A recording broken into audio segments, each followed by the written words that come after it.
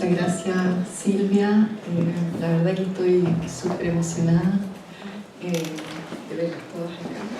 Pensé que iba a estar mega solita, solo los tres, y la verdad me llena de alegría ver a tantos compañeros, amigas, amigos, colegas, estudiantes también que llegaron, así que estoy muy agradecida, muy feliz.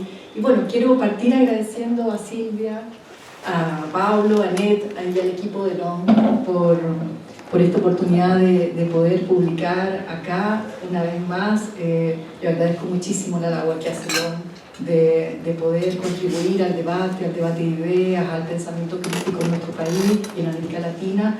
Y la verdad que con LOM hemos tenido una relación, yo diría que larga, desde el 2011 más o menos que nos conocemos, donde primero publicaron un libro un libro compartido, una autoría compartida con Tomás, con Claudia Drago, y también, bueno, lo que mencionaba Silvia, ¿no? El libro de la traducción de Carlos Nelson Coutinho, que es un filósofo gramsciano brasileño muy importante para mí, para mi formación.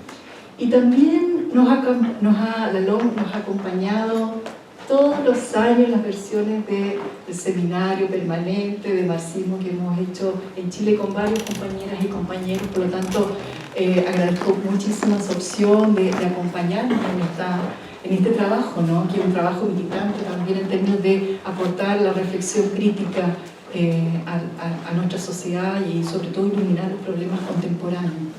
Entonces, quiero, además de agradecer al equipo de LOM, también agradecer aquí a los compañeros que me acompañaron en esta presentación, y gracias por aceptar rápidamente la invitación, y saludar también a aquellas que me acompañaron en la reflexión, porque esta, como bien decía Patti, es una reflexión al calor de un trabajo de doctorado, pero sobre todo pensando cómo aportar desde una academia en una lógica distinta, ¿no? En una lógica que se ponga los problemas de la sociedad contemporánea, claro, mirando hacia atrás, pero sobre todo haciéndonos las preguntas del presente para pensar el futuro también. Entonces, en esa discusión, en esas reflexiones me fueron acompañando Jorge Gonzalo Arena, que está acá, que le agradezco muchísimo esos años de conversación, a Tomás Julián, que también acompañó este proceso, a Sergio Grey, que hoy día lamentablemente no pudo venir,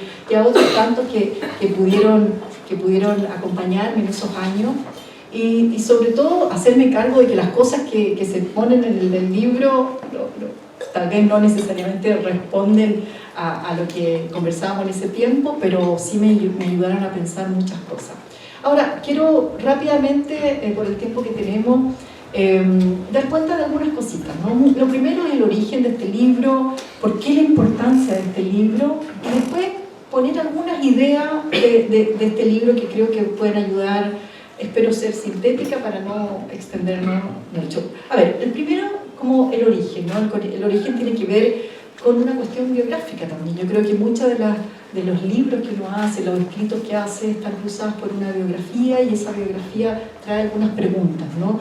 Entonces, la pregunta por la justicia social, por la igualdad social, en relación con el compromiso social y político, ¿no? Con las izquierdas. Entonces, creo que esa cuestión central para mí iluminó, me hizo pensar cómo una investigación aporta a esa reflexión, y por lo tanto, de cara al recrudecimiento de las expresiones de la cuestión social que hoy día tenemos, que cada vez más estamos inmersos en un problema societario mundial de barbarie, ¿no? Entonces, creo que esa cuestión de la pregunta de lo que estamos, cómo salimos de eso, es parte también de lo que sobre todo la introducción quiere poner.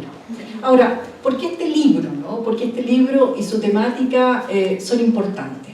Al menos la lectura que yo quise hacer es que hay una... En la discusión, digamos, de las ciencias sociales, sobre todo aquellas que estamos permanentemente trabajando con los problemas inmediatos, nos encontramos con que la noción de igualdad fue apropiada y resignificada desde algunos debates de las agencias internacionales. Por lo tanto, frente a la idea de igualdad que planteaba la CEPAL, a mí me parecía que lo que teníamos que hacer era enfrentar en la lógica de batalla de ideas de cómo se viene apropiando ese tipo de instituciones, organismos que pautean a los gobiernos, a sus políticas, y sobre todo rescatar, ¿no? Rescatar los aportes que han hecho las izquierdas, sobre todo las izquierdas que se declaran marxistas.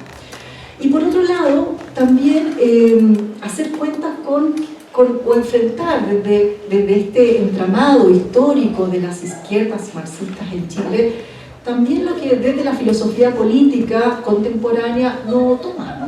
o invisibiliza, que es este actor, ¿no? El actor de los partidos políticos, de las izquierdas, especialmente marxistas, y que lleva la reflexión sobre la igualdad, sobre la justicia y el deber de una nueva sociedad en un nivel más abstracto, incluso claramente en lo que hoy día más tenemos en la dimensión más liberal. Entonces, había ahí esas dos cuestiones que eran, entre comillas, mis enemigos, a los que quería contestar trayendo este caudal, para mí, tan rico, de las izquierdas marxistas en Chile.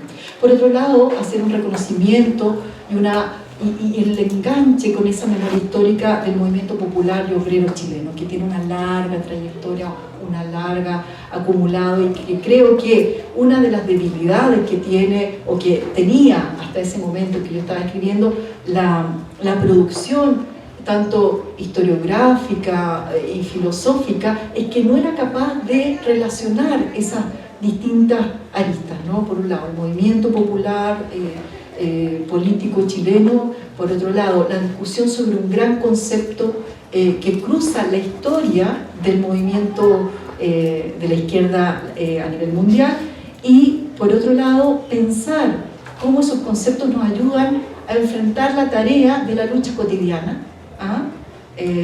Porque este libro claramente para mí tiene ese sentido, ¿no? Cómo aportamos para la lucha contemporánea, ¿no? No solamente hacemos memoria, no solamente reconocemos, sino sobre todo tenemos elementos, herramientas teórico-conceptuales que son explosivas.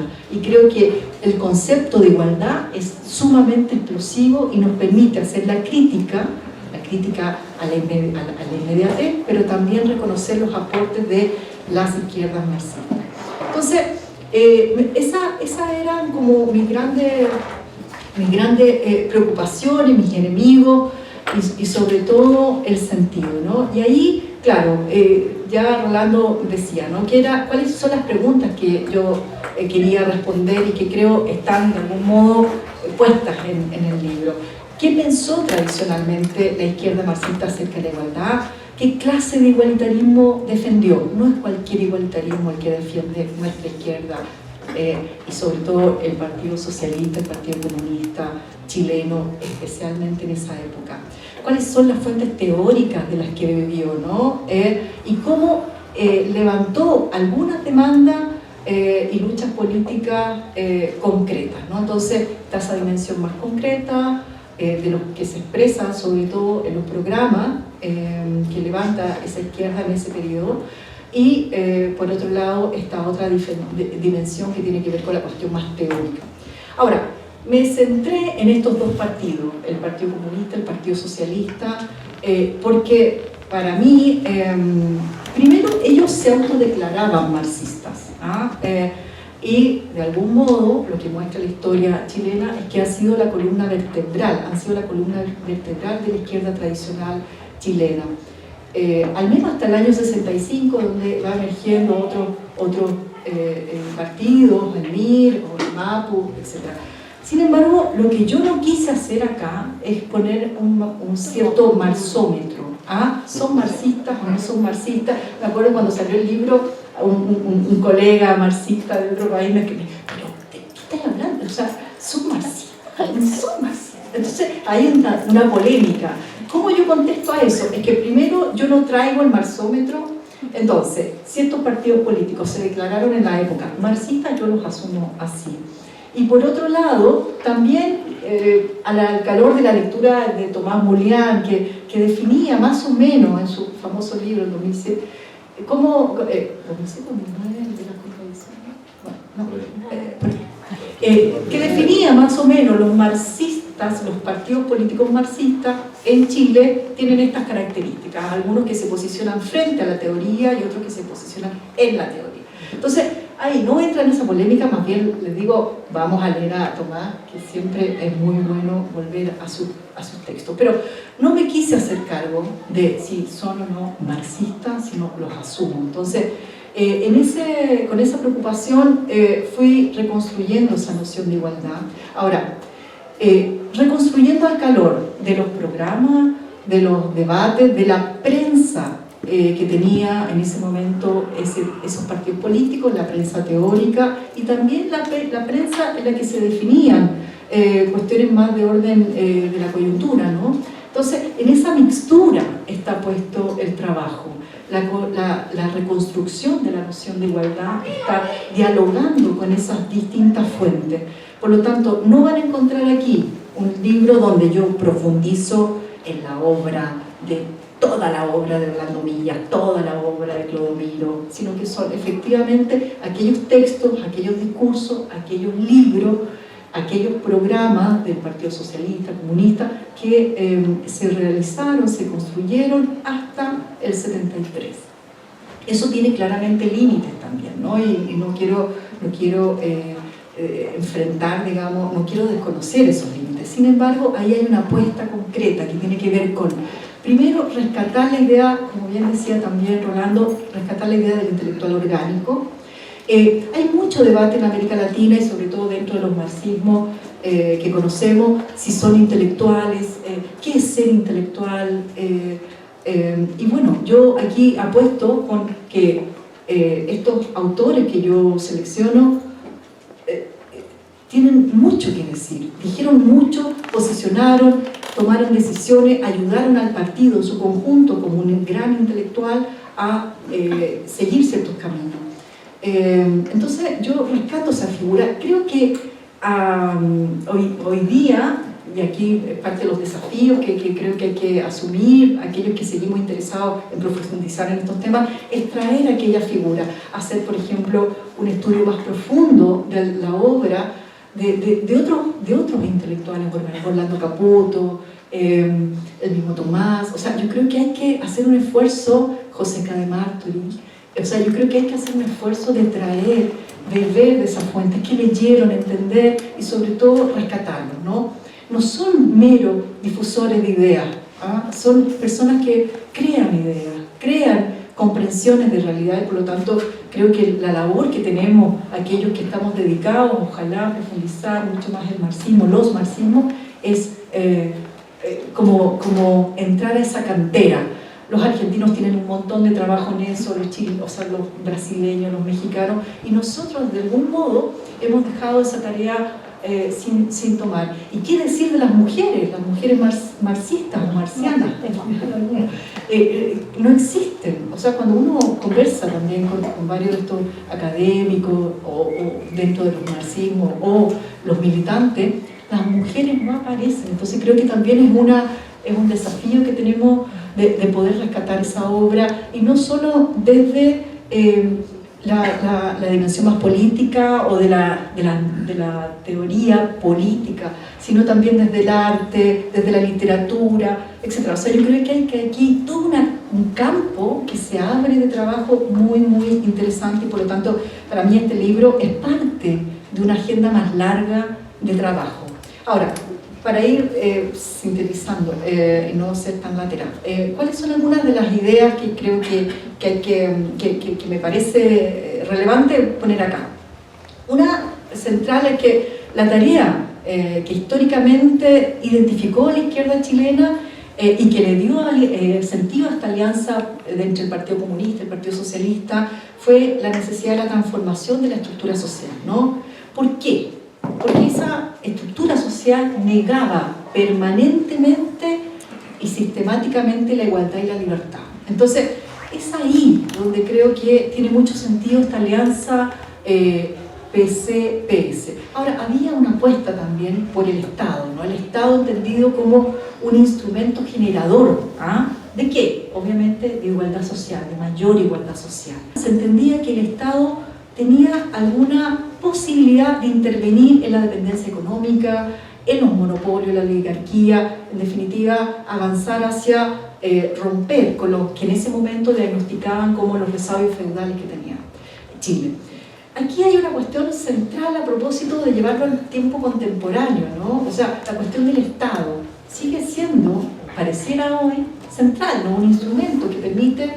Ahora, hay todo un debate al interior de los marxismos si es que el Estado tiene posibilidad de enfrascarse en una lucha de clase en su interior o fuera. O sea, yo no voy a entrar en eso, pero sí, esta izquierda marxista en ese momento consideró que el Estado era un instrumento para terminar con las formas de reducción de la desigualdad social, las explotaciones, las discriminaciones, las opresiones.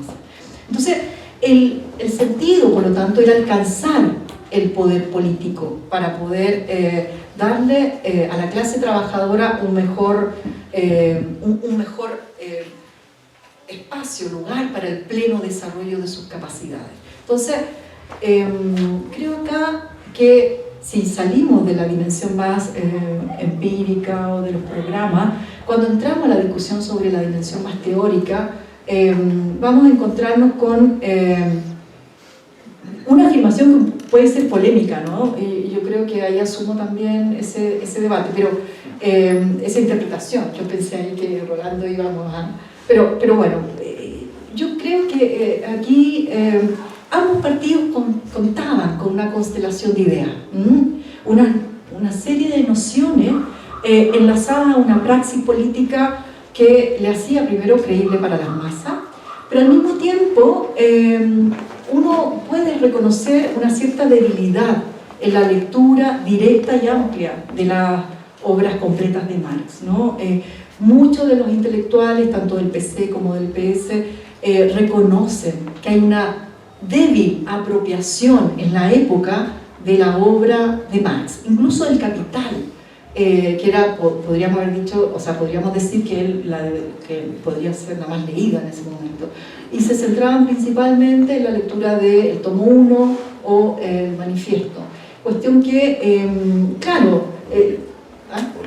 Lenin, claro, y con sus lecturas de sus intérpretes, ¿no? Lenin y los soviéticos. Entonces, me parece que ahí hay una cuestión que es una lectura que no necesariamente puede coincidir con otros posicionamientos. Ahora, en el caso de los comunistas, el Partido Comunista, claramente, como bien dice Rolando, encontramos una fuerte interpretación a través de otros, no la lectura directa, Lenin, todos aquellos vinculados al bloque soviético, e incluso muy fuerte, por ejemplo, Roger Garaudy, que es un filósofo francés del Partido Comunista, también muy influyente en el debate del Partido Comunista. En el caso del Partido Socialista, yo lo traje, y aquí quiero responderte, porque a mí me pareció que es un historiador de primer nivel, o sea, es alguien que lee muchísimo, trata de difundir ideas al interior del Partido Socialista, tiene una lectura amplia, no solamente de Marx en ese momento, sino también de otros marxistas británicos, los yugoslavos. O sea, tiene una riqueza ahí que me parecía interesante de poder mostrar a través de su visión, además que él está a cargo de la revista, de la editorial del Partido Socialista, y por lo tanto su lugar en el Partido Socialista es relevante. Tal vez los socialistas ahí me podrían decir si era el mejor, pero bueno, hay que tomar opciones, y ahí me pareció que fue todo un descubrimiento para mí, de verdad, un poco que me enamoré. Bueno, de todo yo me enamoré.